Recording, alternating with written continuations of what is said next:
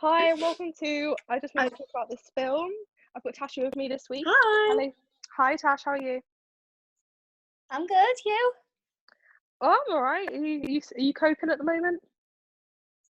Yeah, I'm channeling all my lockdown energies into hating films. Oh, brilliant. Brilliant for right now. What film is it you're wanting to discuss? The Host, So is the this, adaptation of Stephanie Meyer's best-selling novel. so is this a love, a hate, or? Oh, this is a hate. The Oh, book okay. is one of my absolute favourites, so much so that I have literally finished it and turned it over and read it cover to cover again.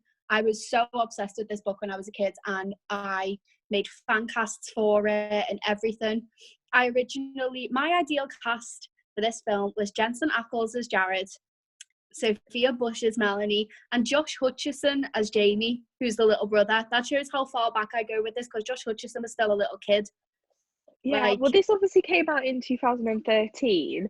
So I was in my first year of sixth form, so you were about 16 when this came out. mm-hmm. Yeah.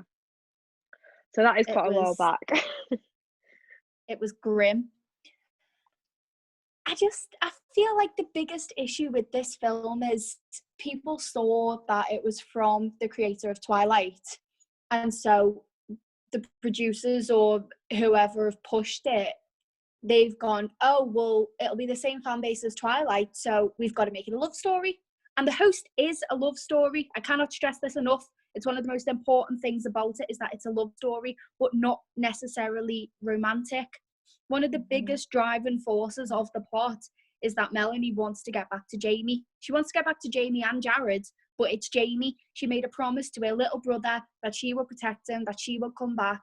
And it's that promise more than anything that drives her to abandon society, to get Wanda on side, to go and find the human resistance. And that just isn't touched upon in the film. Like, even if you look at the front cover, if you look at the cover art for the film, it's Wanda / Melanie in the middle, Jared on one side, and Ian on the other. Like, it stresses me out so much, because as much as, okay, yes, there is an element of love triangle in it later on in the book, and it's, the whole thing of, well, Wanda loves Ian, but Melanie loves Jared, and Wanda and Melanie are in the same body. That love story isn't one of the driving forces. It kind of happens in like part 2 of the book, if you were to split it into 2 parts. It's a development. It's not a key force that runs throughout. And okay, yeah, it should be addressed and it should be embraced, because it's showing that Wanda is coming around to her humanity and stuff, but the film just doesn't capture that. Like, the film, it feels so rushed, and I feel like they had so much potential, because it is a standalone book. It's a one-off novel, and they had the opportunity. They obviously had the backing and the funding, and they knew it'd sell because it was Stephanie Meyer, and they had the opportunity to make this amazing story, and it just fell flat because they decided to revert back to doing every other trope that every other sci-fi young adult novel did. And it kind of, in doing that, they cut out everything that made The Host the story it is, if you get what I mean.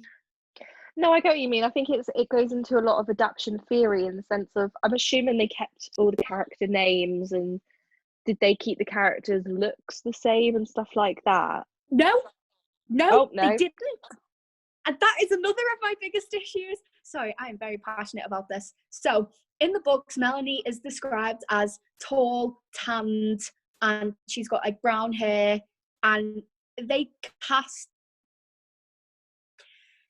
Saoirse Ronan The most Irish white as pale. the most blonde, pale Irish.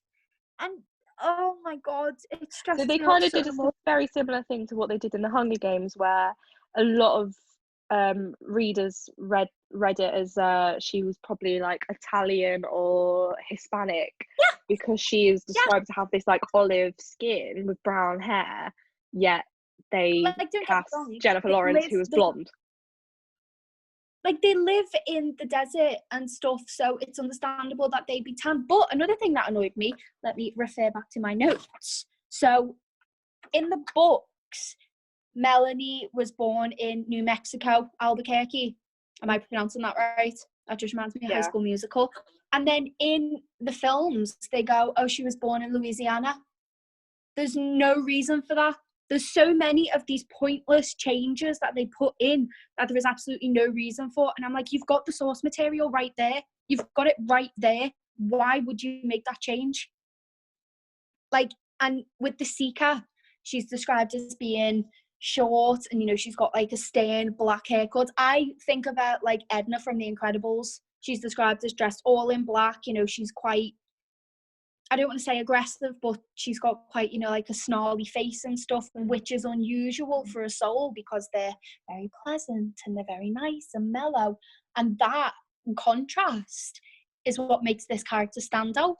In the films, it's a blonde, conventionally attractive woman who's dressed all in white, and all the Seekers are dressed in white, and they look like this creepy police force organization. And that in itself takes away from a big thing of what unsettles Melanie about the souls, because like the whole point is that they come and they adapt to the lives that they take over. In the books, it's even said because Wanda's comforter, who's like a therapist, they cut that from the film, and there's so much important stuff that goes on within. It's only 2 scenes with the comforter, but there's so much in that we just lose because they've took that out in favor of adding in stupid scenes with the Seeker and playing her up to be a villain character. It's a multi-layered book because there aren't any villains, so to say. That's what makes it so interesting, because the souls, that's just their way of life. They come, they invade, they take over hosts, and they live their lives. The humans, okay, their tendencies are violent, but they're fighting for their survival, they're fighting for their planet. And the Seeker isn't inherently a villain. She's just doing what she thinks is right. The humans aren't inherently villains. They are doing what they think is right.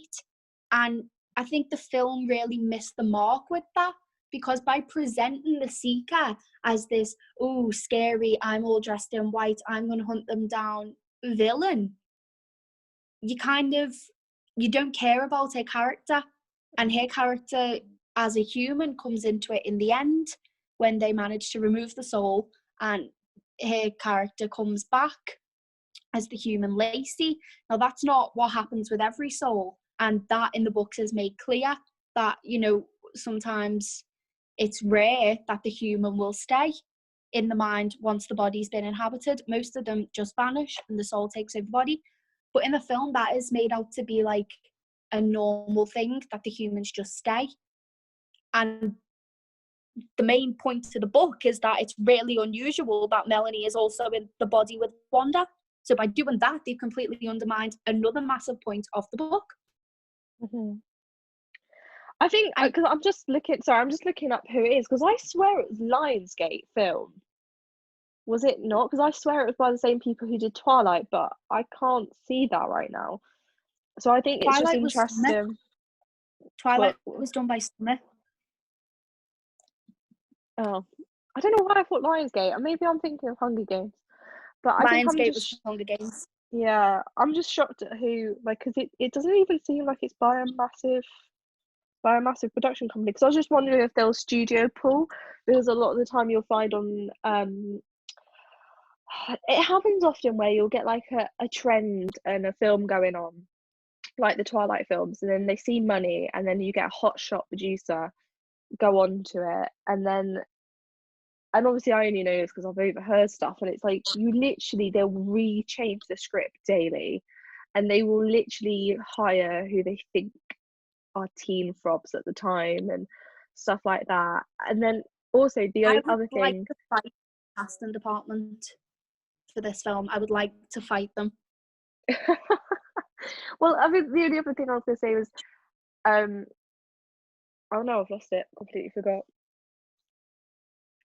Nope, lost it. Hot chocolate Cannot remember. producers. I can't remember what I was gonna say. Something about Hot shot production. producers, they come on, they change the scripts, they cast who they think are the heartthrobs of Oh the yeah, that's time. what I was gonna say. Like there, I always remembered the thing being like there was gonna be another book, and then Stephanie Meyer, I don't think she ever said that there was gonna be a second book, and then I think everyone just assumed. So I always remember feeling like the host was like set up to be like have a sequel, if that makes sense. Like the way it ended was a bit like they then found other Yeah. Have you humans read the and book? I have a feeling I have, but I can't remember. Like, I think I must have read it when I was like 16 or whatever, when Because I was the still in my ending of Twilight the phase. book, yeah, the ending of the book, it's an open ending. It does leave for, you know, if she did want a cash grab and she wanted to do a sequel, but the way she ends the book is it's a rounded ending, if you get what I mean. Like, there's always more, and I think that's a testament to how well she's written the characters and their stories, because there is always more that they could do with it, but the way they end the book, it just it's a closed ending, you know. It's it's rounded, and it fits, and it closes all themes that have been in the book, and with them meeting, you know, with them meeting the other set of humans who've got a rogue soul with them.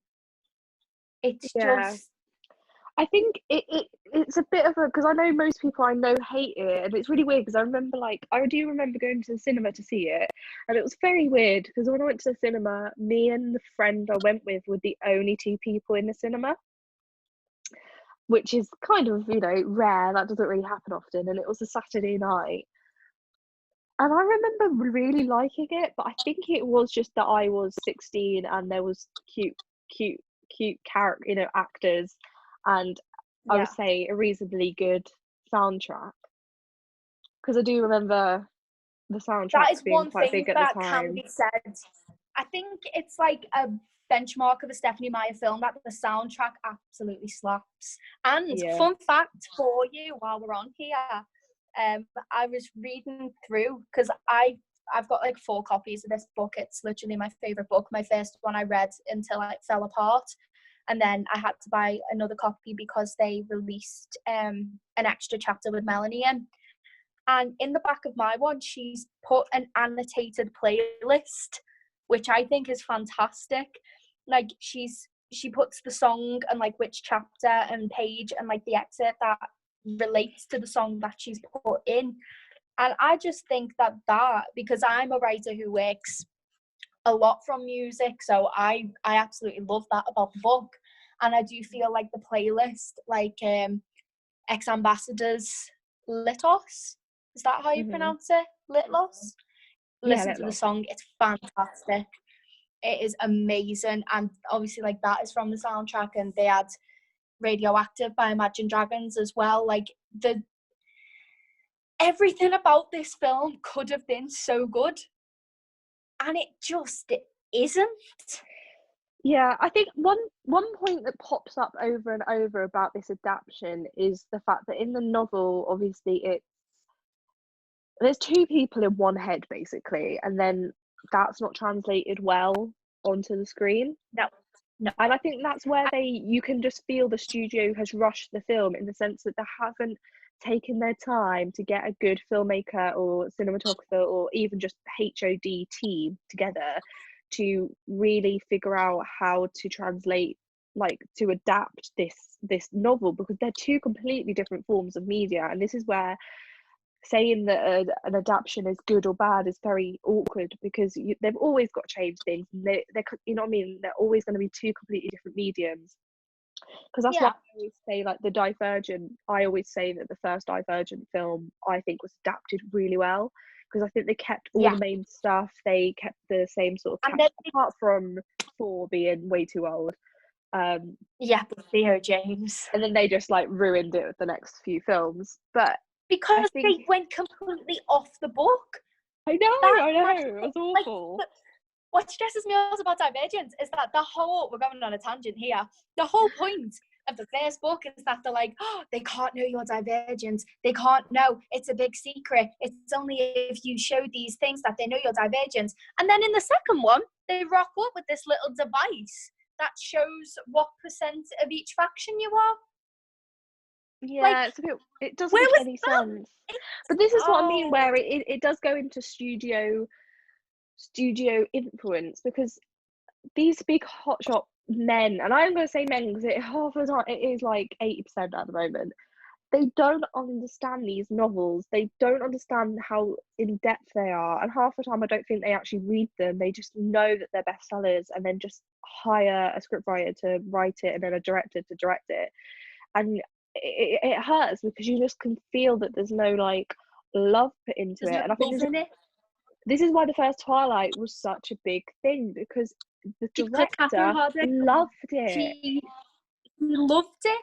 She loved it, and that translates. And you know what? Going on to Twilight, especially like in comparison to the host, the way Stephanie Meyer writes, she writes really good, witty characters. Now, if you were to just watch the films, you'd go, Tasha, what are you talking about? Because that it does in the first one, especially with Edward, it does in the first one. And then as the Twilight films go on, it's like the characters lose everything that makes them them, if you get what I mean. So similar with Harry Potter. Harry in the books is a snarky little shit. Yeah. He's fantastic. In the films, it's just, the characters, they don't feel real. They don't feel believable. And in the host, Melanie, the reason why I loved Melanie was because I was like, this is me. She is not going down without a fight. She is sassy. She is snarky. She is going out of her way to be a nuisance. Yeah. And I loved her for it. I loved it. Like, there are so many little bits in the book where, like, Wanda will say something and Melanie's just like, bitch, please. Bitch, please. Like, there's one bit when she's in with her comforter and she's talking about, like, how they assimilated one of the other planets and, like, how they'd assimilated Earth. And Melanie's like, you murder an entire race and then pat yourself on the back for it. And Wanda's just like, oh my God, will you shut up? And she's just like, well, no. And do you know what I mean? And, like, that doesn't translate in the films at all. You don't get a sense. And do you know why? I'm sorry, I'm going full nerd here because I have tabbed my book. Do you know why? Because the book opens with an introduction and you get the sense of the souls and, like, how they do their medicine and stuff, because obviously we're in the incision facility. And the actual first point of view chapter with Wanda, it opens with, I knew it would begin with the end, and the end would look like death to these eyes. I have been warned. Not these eyes, my eyes, mine. This was me now. And I feel like even just that in itself sets a tone. You go, oh, okay, what's going on here? I feel like if they'd have sacked off the opening narration, because I don't think that's needed. I think the story in itself tells you enough. Like, this first chapter between, like, it's Wanda, her healer, and the Seeker, you get the first experience we get of Melanie is Wanda's flashback of her final memory when she throws herself into the elevator shaft to try and kill herself so she won't get captured. And, like, that in itself, you're like, oh, okay, so this is a strong character. And all the way through this, it's Wanda constantly having to refer, no, this is my body, this is mine, this is what I do. She's getting to grips with it. And the first interaction that they have is when Wanda thinks of Jared's face, and Melanie shuts it down right away and goes, no, mine.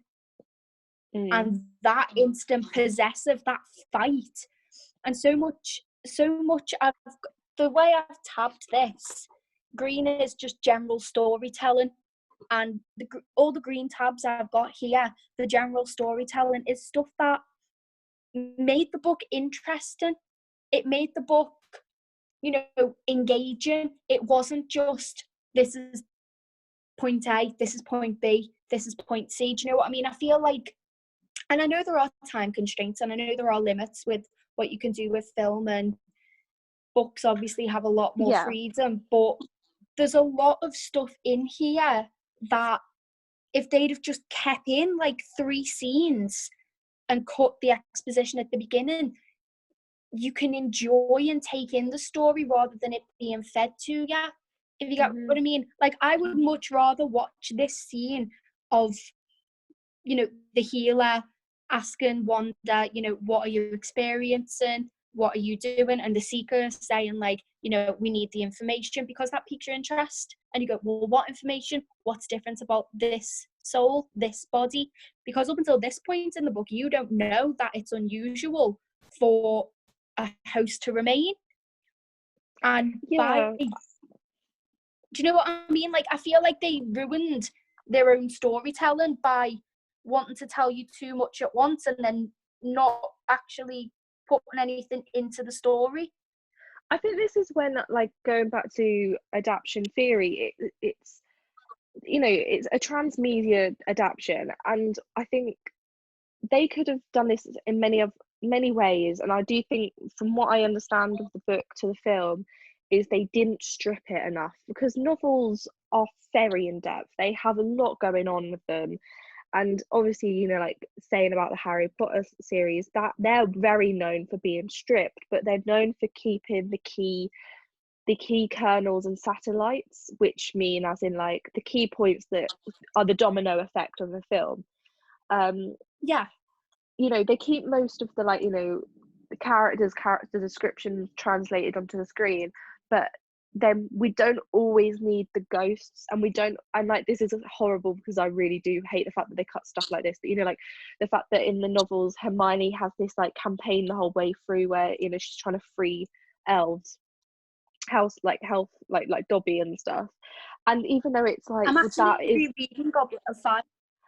I'm you know, because rereading Goblet of Fire, and on that point, I feel like them cutting Winky, the house elf that sparks that from the film. Obviously, yeah, it's because they went with a different path in how they were going to show Barty Crouch Jr. But by yeah, cutting Winky from the film, it did completely change, you know, Barty Crouch and Barty Crouch Jr. It yeah. completely changed how they did that just by taking that one character out. And obviously then by doing that, they couldn't have Dobby in the film, which made his appearance in the 7th film feel a bit shoehorned in. And you kind of knew, even without knowing the outcome of the books, that he was turning up to die. Yeah, yeah, that's what I mean. It's like, when it's a series, it's a domino effect, so they kind of have to, like, look ahead and keep stuff in, keep, you know. But I think when you look at a novel that's going to be adapted into a film, you really have to, like, and this is what I mean about adaptation theory is fascinating, because you will never ever get a film that is fluidly adapted, ever, because you can't. It's impossible to do. But there are ways around transition it into different mediums, and I'm just going to go to Wuthering Heights as a really quick, very easy example. So in The Host, obviously, I know it's a lot of internal dialogue, and this, like, there's emotions because there's two, like, a weird love triangle, but it's not really a triangle, it's more like a square. A square. But, like, in Wuthering Heights, like, when Heathcliff runs away, Kathy is obviously heartbroken. Translate Going into, like, I think it's the 1980s version, how they translated that was, when he ran away, she obviously cries, but it's pouring it down. And I know that's a very easy, you know, rain equals sadness, but just A little little bit things of like pathetic it's quality. yeah, but you then can internally understand how she's feeling by they translating that onto the screen. And I think that is where it's going back to this, in because most reviews I've read about The Host all come back to this internal dialogue between these two characters not transitioning right, because it's just narration. And I think they could, if they waited and let like a director and cinematographer and producer who actually wanted to do it and really loved the film, I mean the novel, they probably could have found a really interesting way to transition that. And it could have been as simple as, like, you know, actually always seeing these two people like talking in the brain in like a white room.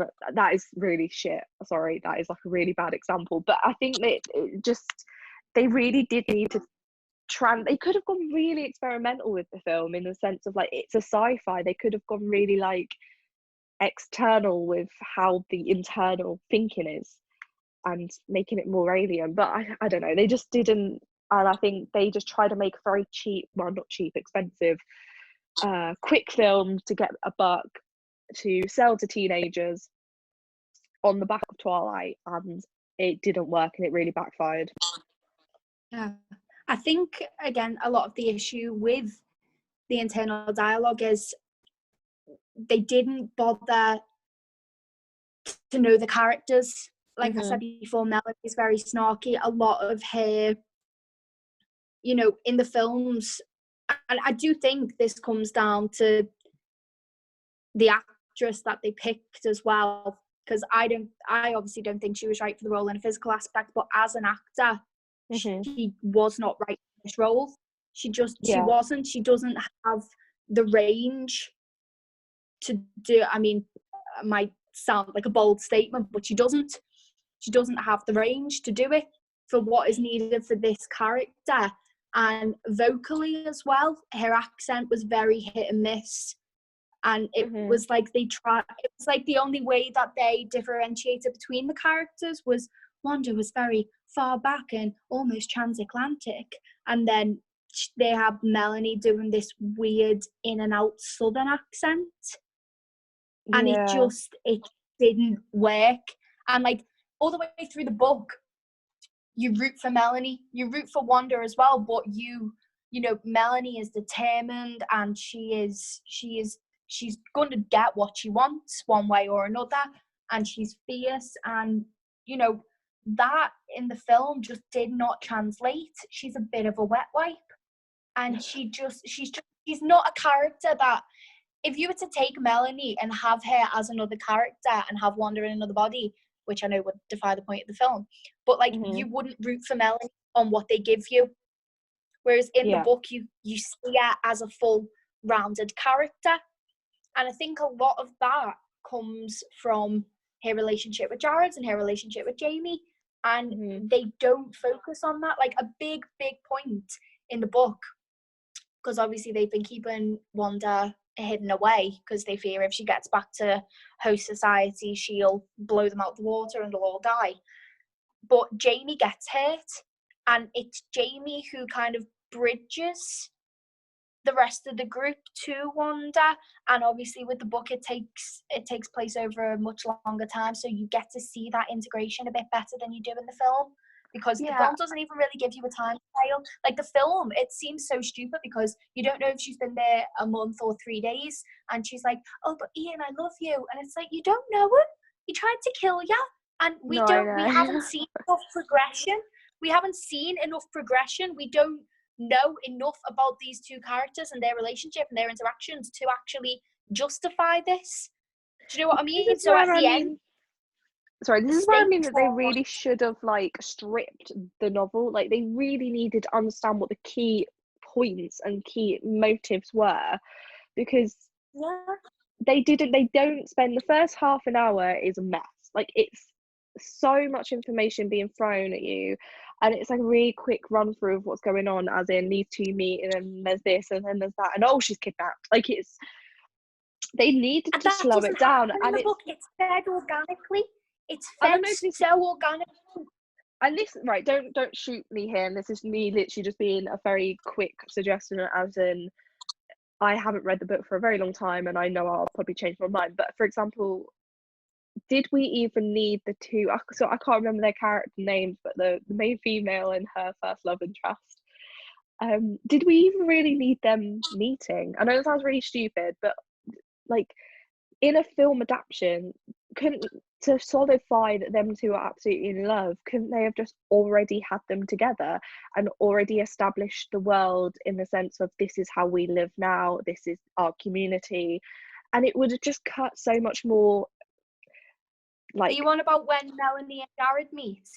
yeah, and I know that's a really big like thing, but I mean as in just when you adapt over to a film, like I said, I think the problem with The Host was that they have put way too much information in, but not the right information. And I think if they And I needed to agree with like, that, but yeah, I think if they needed to cut anything, it should have been all the scenes that they added in with the Seeker, oh because yeah, they were that as trying. well. But I just mean No, as a no, suggestion. because Yeah. a core thing of it. The reason why, and again, I hate the way they did that in the film because it felt so shoehorned in. If they'd have gone with the flow of the book, and it happens fairly near the beginning, like it's very organic, but it's Melanie kind of manipulating Wanda because she knows if she can get her to feel as strongly about Jared as she does, she'll be able to convince her to go. And that's not what it is at first. Like the first 2 times it happens, she's absolutely fuming and she's like, no, back off, they're my memories. But the importance of them meeting is because, first and foremost, you see her relationship with Jamie. But It's this is what I mean. established that It the could most have, important. I just In the mean they could films, have they done it in a don't do that very, at all. It's not even yeah. mentioned. But this is where I like They I fail play with so things. much.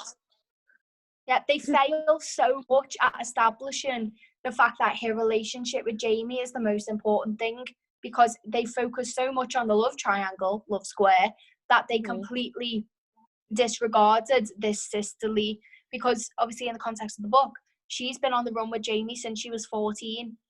She's been raising him in a post-apocalyptic world since she was 14. And it's Yeah. like, that shouldn't just be glossed over. Her entire motivation in this book, Melanie, is to get back to Jamie and make sure he's safe.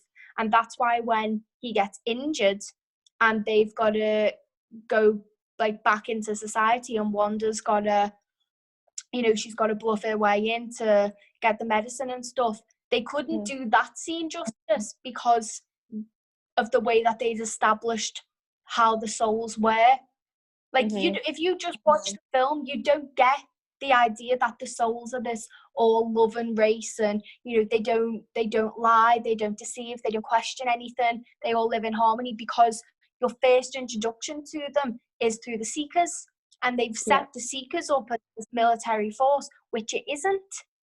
In the book, it's her Seeker, it's one rogue Seeker who's very, very adamant on figuring out how to get rid of a human host, because she is also living with her own human host. Like, they are both anomalies.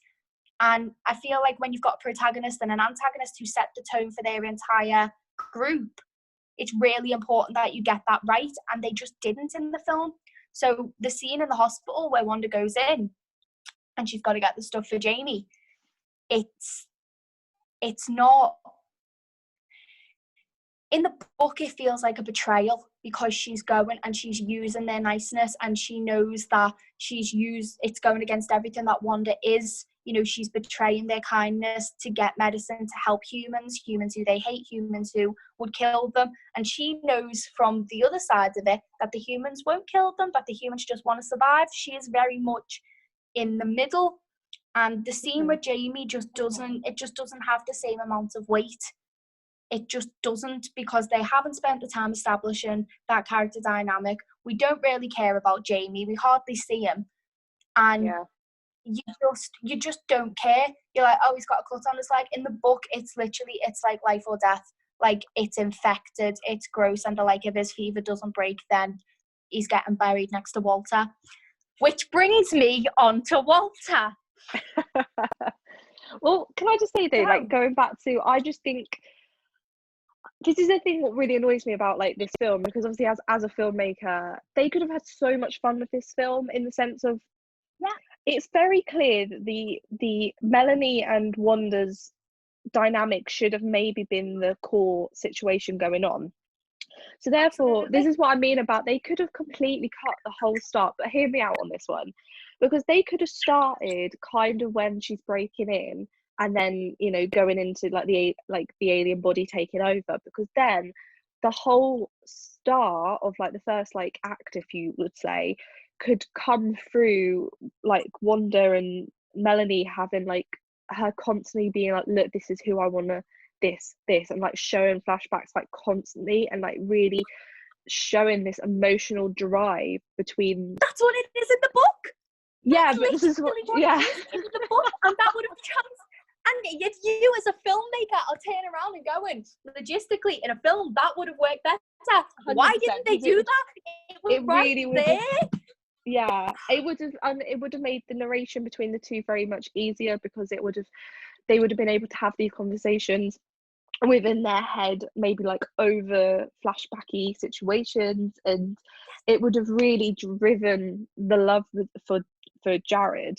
And then when, is it Ian, the other guy, when he then slowly comes in, it would have been much more of a, and like a, you know, a thorn in the side of what the fuck, this isn't working. Because when you read the book and you see that Wanda and Ian start making eyes at each other, you're fully on Melanie's side, and you're like, that's not, because that is the biggest thing.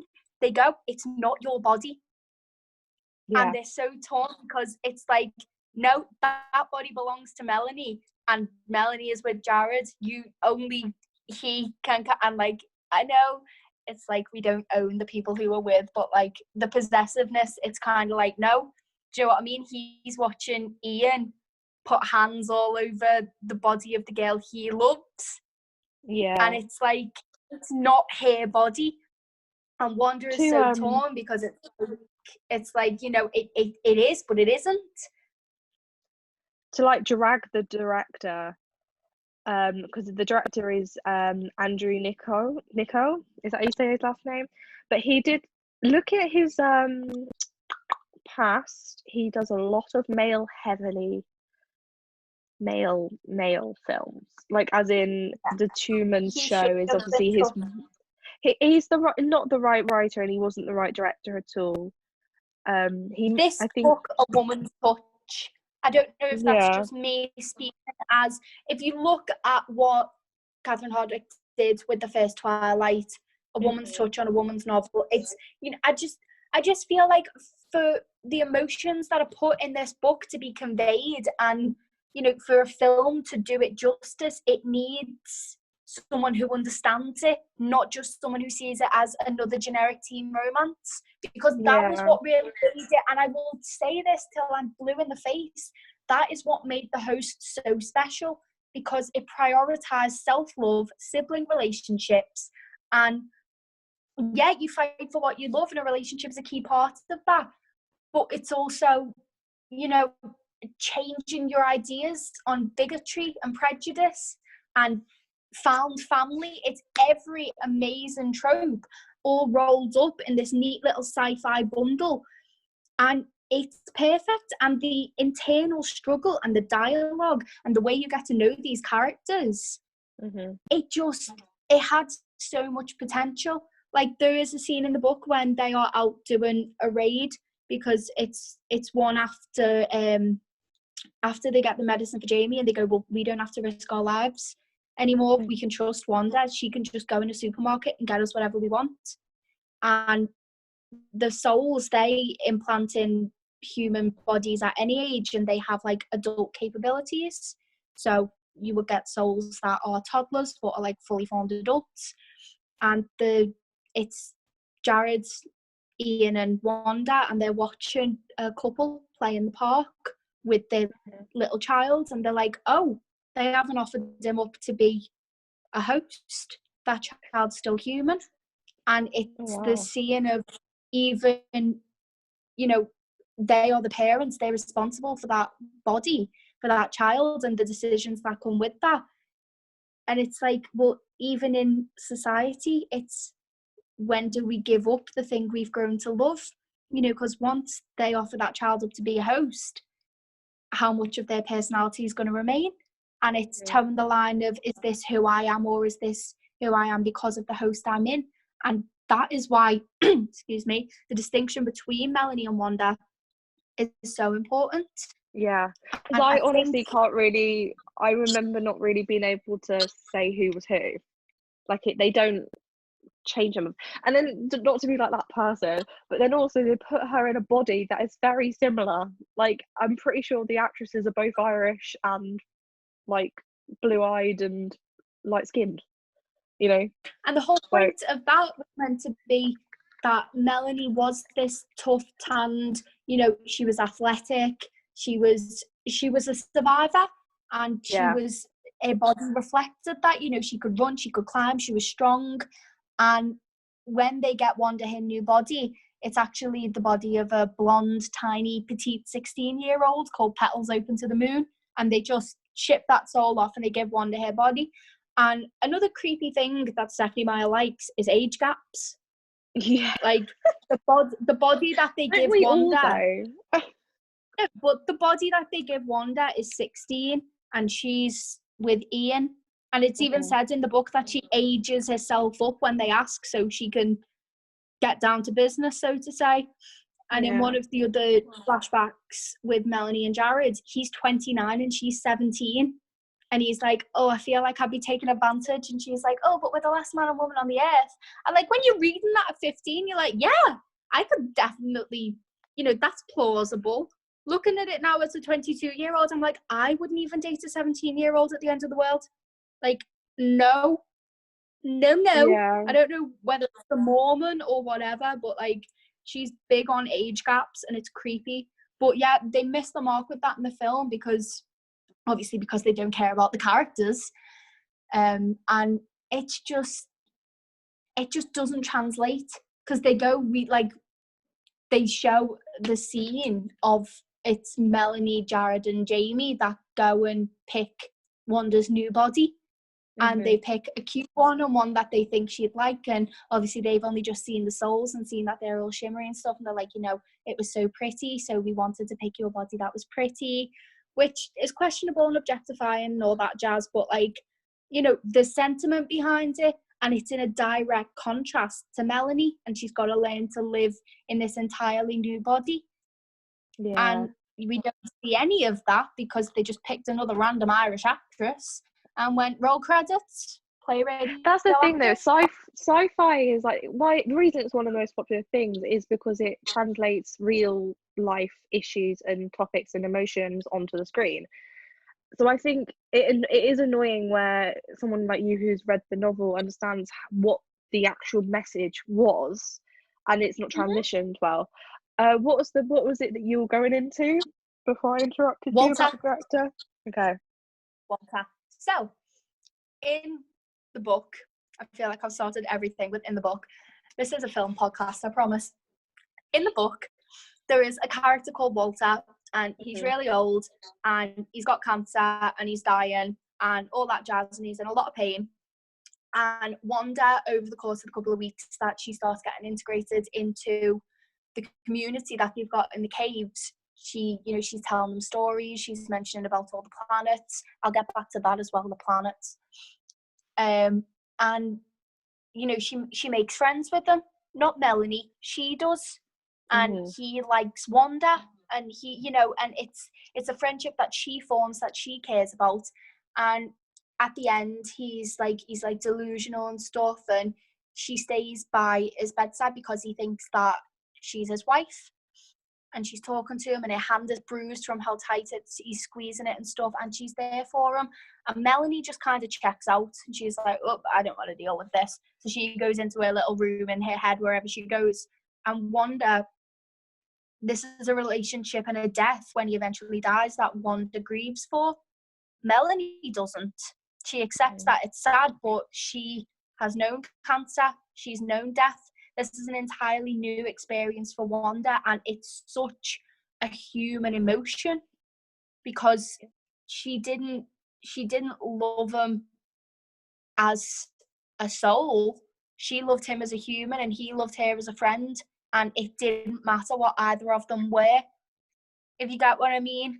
Yeah. And like that relationship is so fundamental, and it shows like Wanda's growth and everything, and you know how her and Melanie differ, and how she's becoming more hardened the longer she stays in a human host. And guess what the director did? What? They didn't put it in the fucking film.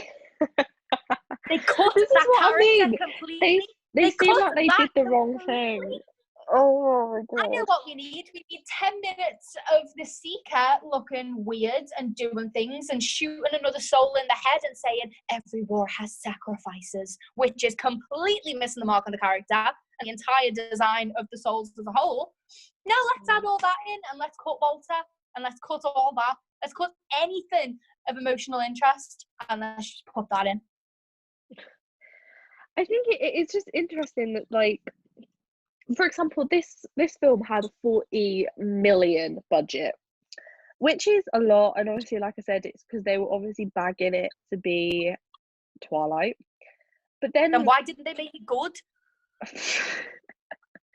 but then honestly, give me the rights to the novel and give me 15 million, and I will make a very good film. Because I think give me a sunbed and 4 weeks in the gym, and I'll be Melanie. Because like Ex Machina, which is obviously a 2014, so only a year later, science fiction psychological thriller, had a 15 million, or was it 14 million budget, and that film, Oscar Isaac then? yeah, and even though there's only like 4 actors in the whole thing, it's because it's all about this internal conflict. And I think that, like I said, is where I think the host could be stripped down and really present that is what this is. It's 2 people in a brain, and it's about humanity and what makes people human, and I think if they love cut and anything, so on. they should have cut not even what they added in with the Seeker, but like just anything with the Seeker and focused on Melanie and Wanda and their life in the cave and coming to terms with that.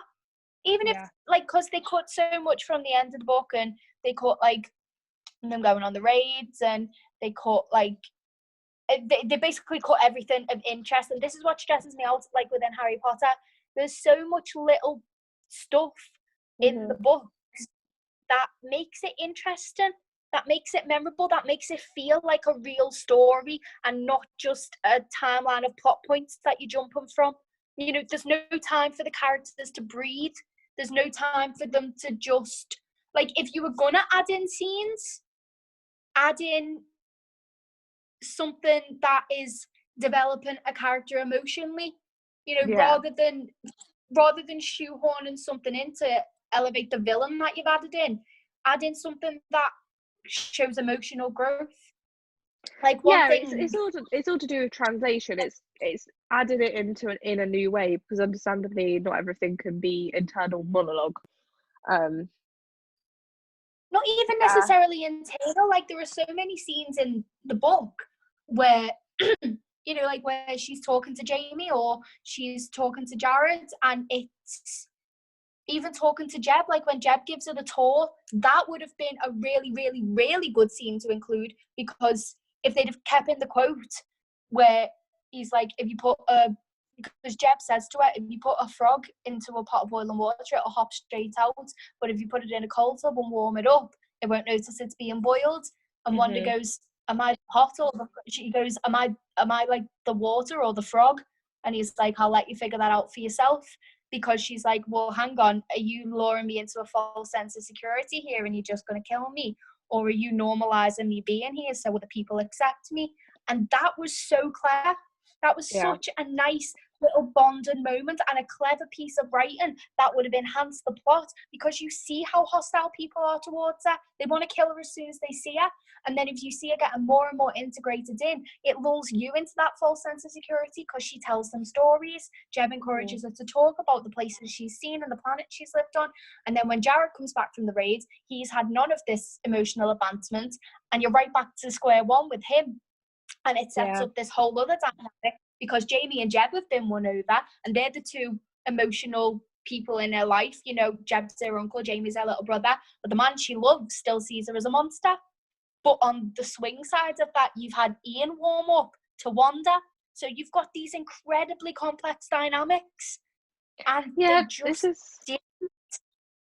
again, this is where I mean that, like, they really needed to understand what the core of the novel was and strip it back, in the sense of they could have made this a much simpler story, and like the Seeker could have like literally just been an external threat that you never really saw until, you know, they come into play with the characters. I don't know. The thing is with adaptation theory and adaptions, like I said, I've done, you know, there's countless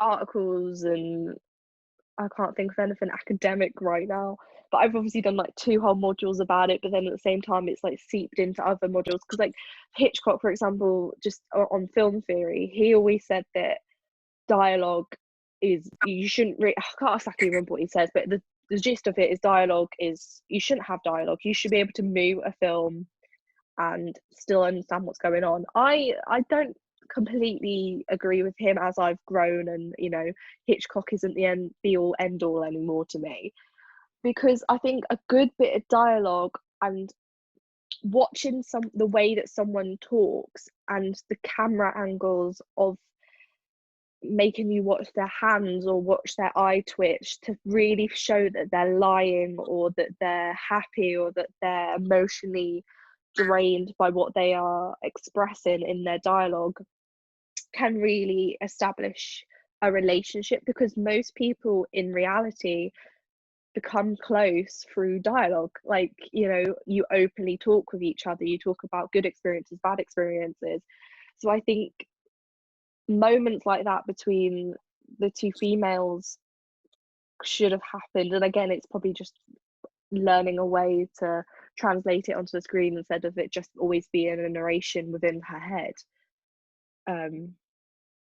Yeah, I think it just annoys me, because sci-fi is such a, I love, honestly, one of my favorite genres, and they could have had so much fun with this film, and they could have done it in such a weirdly experimental but gorgeous way, Do you know what else and they they could have didn't. really had fun with the sci-fi element? Mm. In the books, Wanda is so descriptive of the other planet she's lived on, and she's called Wanderer because she's, you know, she's lived all these other lives. She's been on almost every planet that they've conquered.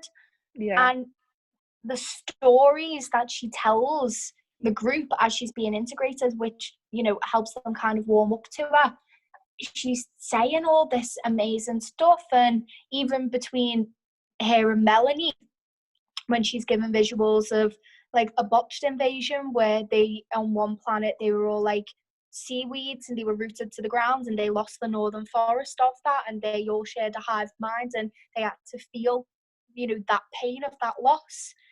And that, to me, like the other planets and the elements of like how they name the characters, Mm-hmm. because like there's obviously there's petals open to the moon, there's eat burns living flowers, there's, you know, flamethrower, flame walker, there's all these different like other souls that you encounter. Not Yeah. necessarily saying that they all have to be mentioned, but I think marketing it more as a sci-fi film than a love triangle.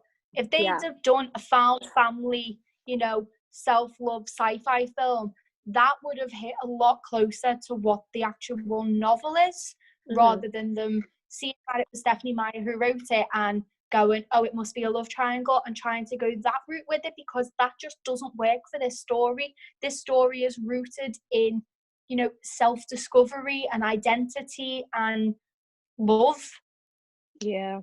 with a couple of cool alien imagery thrown in. And it's like, where's my alien imagery? Where is Melanie's personality? Where is my will to live?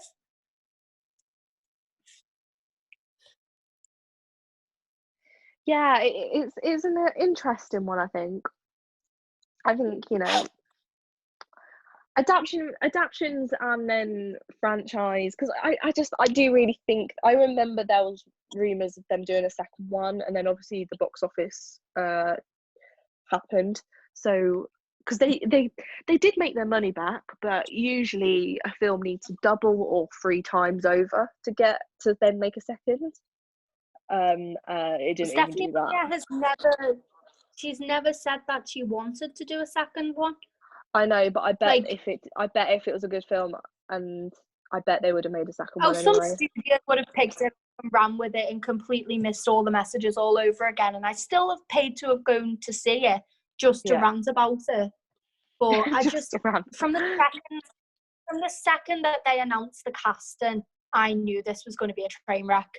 And my Facebook memories echo that sentiment, because when I first got into it, it was like, love the host, love this, love that. I posted edits of Sophia Bush and Jensen Ackles and stuff like that. I used to watch the fan made videos and everything, and they were everyone's dream cast. Sophia Bush and Jensen Ackles were everyone's dream cast for Melanie and Jared. And then, I mean, Max Irons isn't a bad alternative to Jensen Ackles, but they didn't give the character anything. I think that is the gist of it. Like, I don't care about the characters.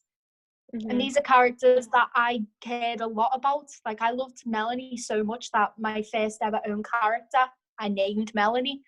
Like, these were characters, and this was a story that had a profound impact on me as a kid, as a young adult.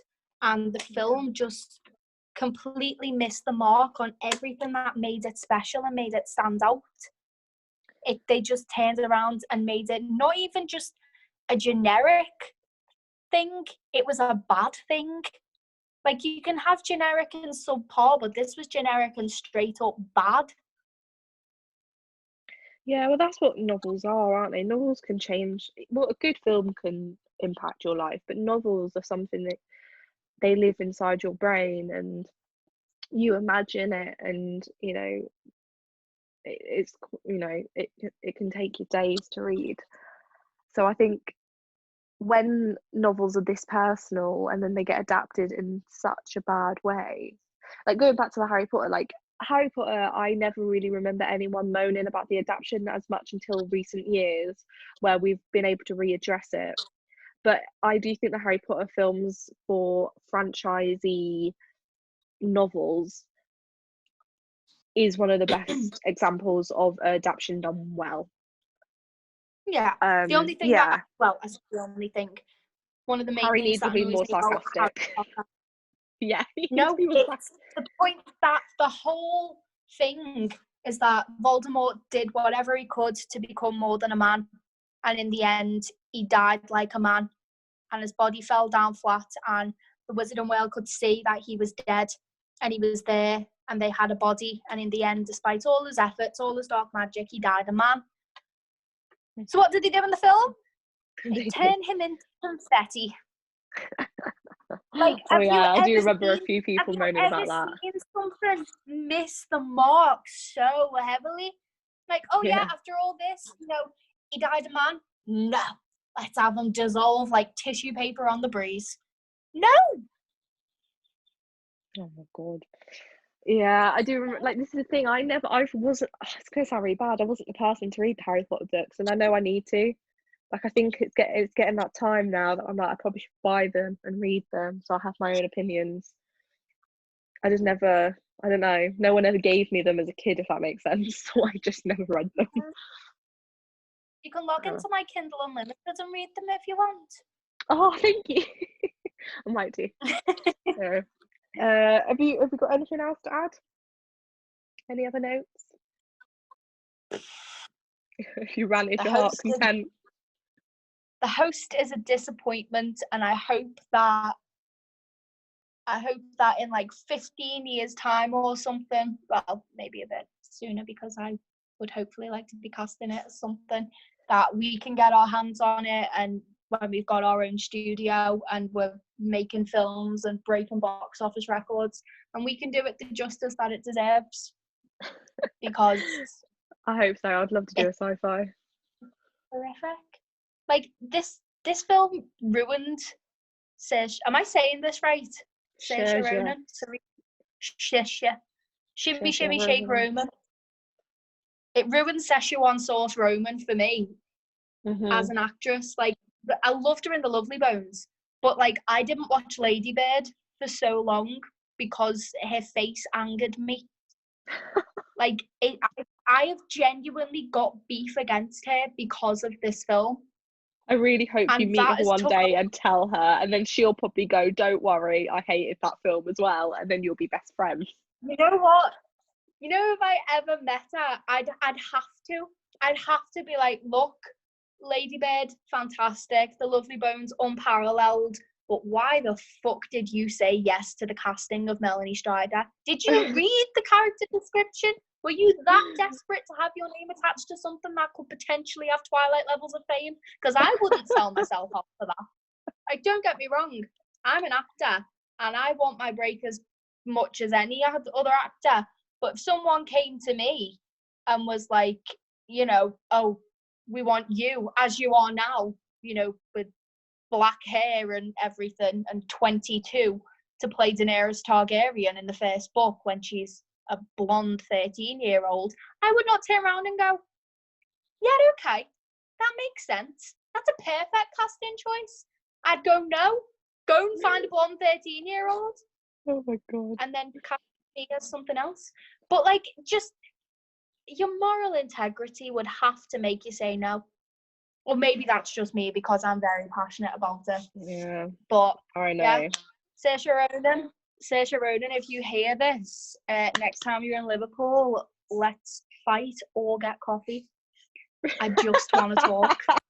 That's like hate to love situation there. Right. Well, thank you for having that, because that was actually quite interesting, and you let me be a bit of a film study student again. But if you any other films, please come and message me, and we'll do this again. If we're doing more books of film adaptations that miss the point, I'd love to get into the Hunger Games with you. Oh my god, yeah, maybe next week. Anyway, definitely. Well, thanks for listening, and goodbye.